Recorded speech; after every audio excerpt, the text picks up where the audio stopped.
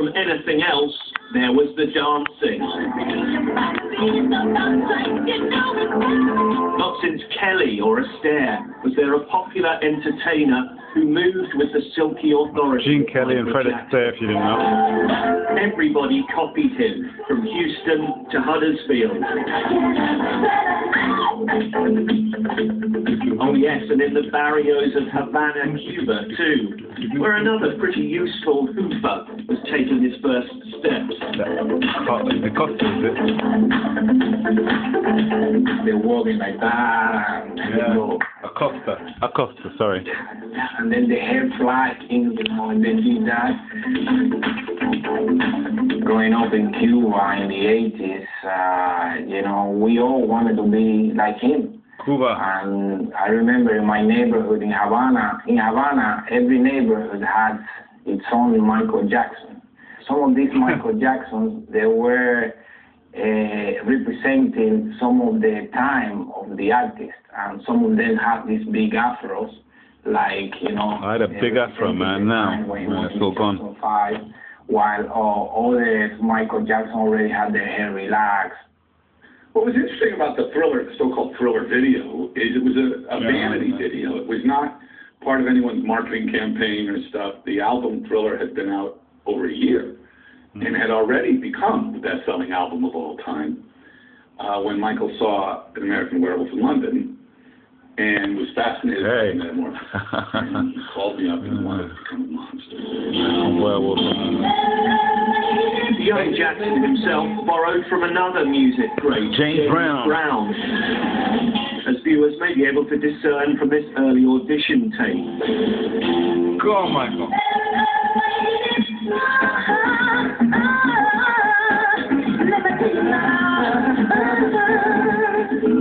For better or worse, Brown stayed a soul man, whereas the story of Jackson, the ultimate crossover artist, could be seen as a journey from black to white in more ways than one.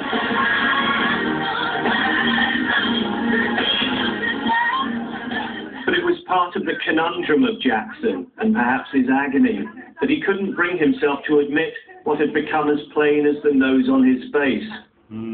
I have a skin disorder that destroys the pigmentation of the skin. It's something that I cannot help, okay? But when people make up stories that I don't want to be who I am, it hurts me. Hey, come on, it's widely believed his problems went back to childhood and a domineering father. Tell me about it. Someone who knows about the pressures of child stardom is Stedman Pearson, who used to be in Five Star, Britain's bargain basement dancer for the Jackson 5. Being under that constant pressure of a superstar, to be able to sing the way he sings, and it's one show after another, after another, after another, you tend to forget that you don't know what a normal life is anymore. It doesn't exist. So you create something for yourself. Tell me about it, man. Fucking normal life. I wanted very much to come into this session because I felt it was a moment that I didn't want to miss. So I took advantage of it. Just thinking that I'd meet him now, it's like a dream come true. Hey, Frank Sinatra. Jackson's record sales were enough to turn old Blue Eyes green. What they had in common was working with jazz musician Quincy Jones, architect of Jackson's best solo Frank's in blue. Supposedly, I was supposed to do a film with money. He was Rod Temperton, the best writer of R&B songs ever to come out of Cleethorpes. The whole speaker was top fire. Heatwave. And we're all looking at it and saying, this must be really good, this song. Speak up, Rod Temperton. We're not worthy, man. Oh, well, we'll do 100 million with this record. We've got to aim for that. And I always remember Quincy and I look at each other and say, well, we can't think of it. Yeah, I was supposed to do a film with money from Frank Sinatra, believe it or not. I did Eddie English, and the producers of Eddie English, so they were trying to get money from Frank Sinatra. Anyway, back to Michael. Enough of me. Jackson parted company with the old crew, and with a lot of his newfound riches. This one, this one. Sleepovers with youngsters at his Neverland ranch, at best a very bad idea indeed on Jackson's part, gave rise to allegations of child abuse, culminating in a trial 4 years ago in which the singer was acquitted. Think about it. There'll never, ever will be someone like Michael Jackson that entertained generations. Think about it. Wow. Even if the tail end of his career wasn't as fruitful as Thriller, no one's ever going to do that. And was he the greatest dancer? We asked another contender. I'm all right, but Michael Jackson is beyond the boundaries. I mean, he's the genuine article. You know what I mean?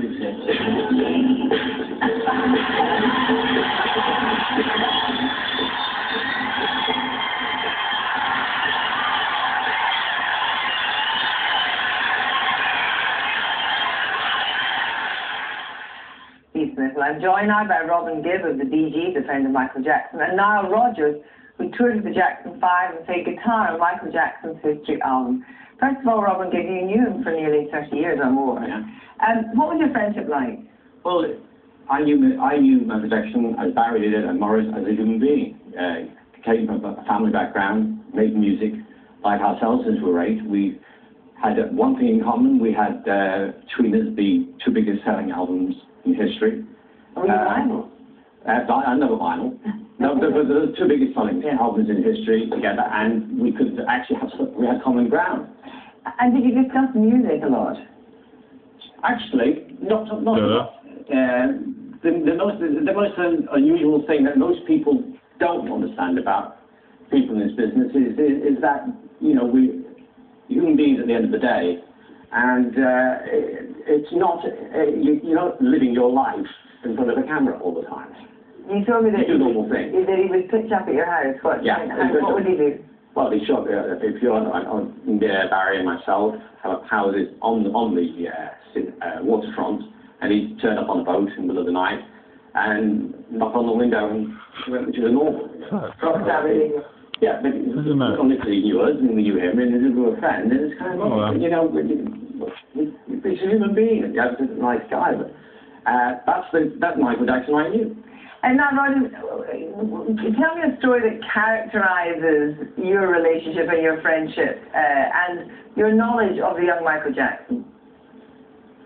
Well, I first met Michael way back in 1973, my God, on the Get It Together tour. I was in a band called New York City, and we were a one-hit wonder. We had a record called I'm Doing Fine Now. I remember that. Went out to I didn't know how Rogers was in act for the Jacksons. And Michael and I both like to read comics. I'm doing fine now. So without you, baby. Fast forward way into the future, into '95. He called me up one day. You know, now I'm a big record producer, and of course he's the biggest star in the world. And he called me up to work on his record History. And at that time, I had decided I didn't want to work in the music business anymore, and I had just completely given it up. And he kept calling me, was very, very persistent, and I kept saying no. And I think because I kept saying no was probably the main reason why he kept calling me. Finally, I went down to the studio to play.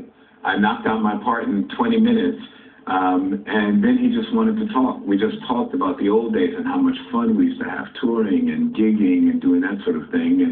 And as I just heard, he was just a normal person. He was just very nice and very, very generous and kind. We had a great time.